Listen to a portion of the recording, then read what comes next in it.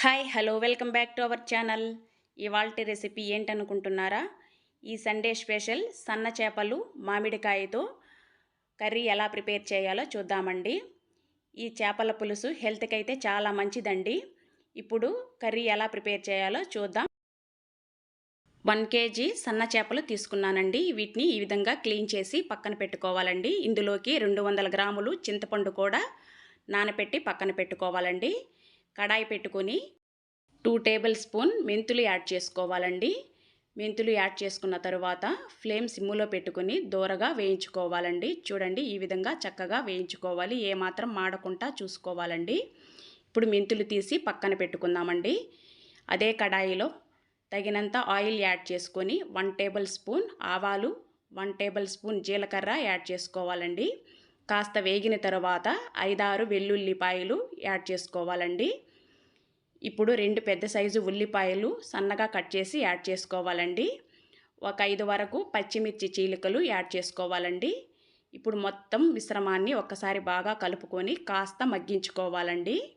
ఈ విధంగా మగ్గిన తరువాత అల్లంని కాస్త కచ్చాబచ్చా దంచి యాడ్ చేసుకోవాలండి. ఇప్పుడు ఓరెమ్మ కరివేపాకు కూడా యాడ్ చేసుకొని మరొక్కసారి మొత్తం మిశ్రమాన్ని బాగా కలుపుకోవాలండి. ఇప్పుడు ఫ్లేమ్ సిమ్ములో పెట్టుకొని మూత పెట్టేసి కాస్త మగ్గించుకోవాలి.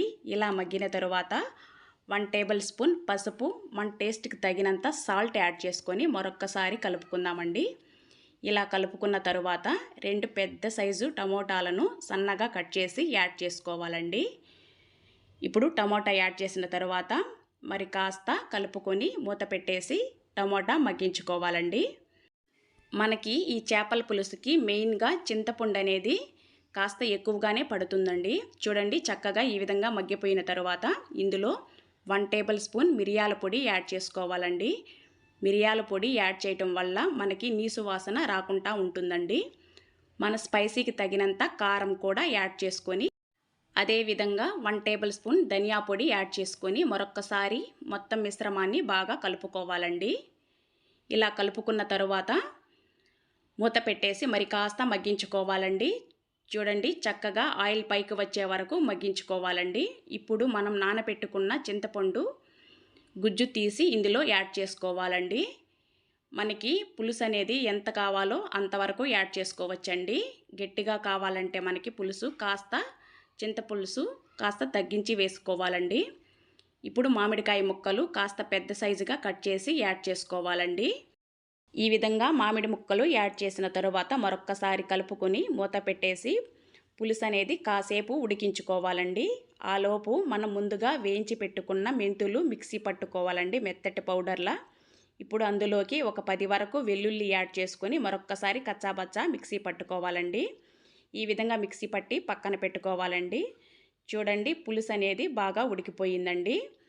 ఇప్పుడు ఈ విధంగా ఉడికిన తర్వాత ఇప్పుడు సాల్ట్ కాస్త తక్కువ అనిపిస్తే చూసి వేసుకోండి. చేపలు యాడ్ చేసిన తర్వాత మనం కలుపుకోకూడదండి ఎక్కువగా.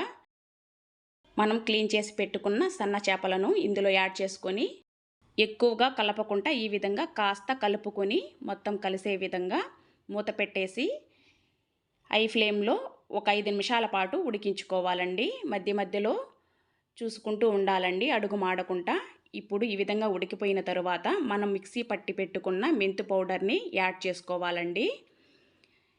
ఇప్పుడు పూర్తిగా స్టవ్ కట్టేసి కాస్త కొత్తిమీర యాడ్ చేసుకొని కాసేపు మూత పెట్టేసి అలా వదిలేసుకోవాలండి.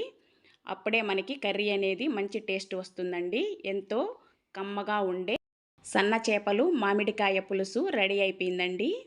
ఈ చేపల పులుసు రాగి సంగటిలోకి కానీ వేడి వేడి రైస్లో అయినా చాలా అంటే చాలా బాగుంటుందండి. హెల్త్కి కూడా చాలా మంచిది. నా రెసిపీ మీకు నచ్చితే ఛానల్ని తప్పకుండా సబ్స్క్రైబ్ చేయండి, లైక్ చేయండి.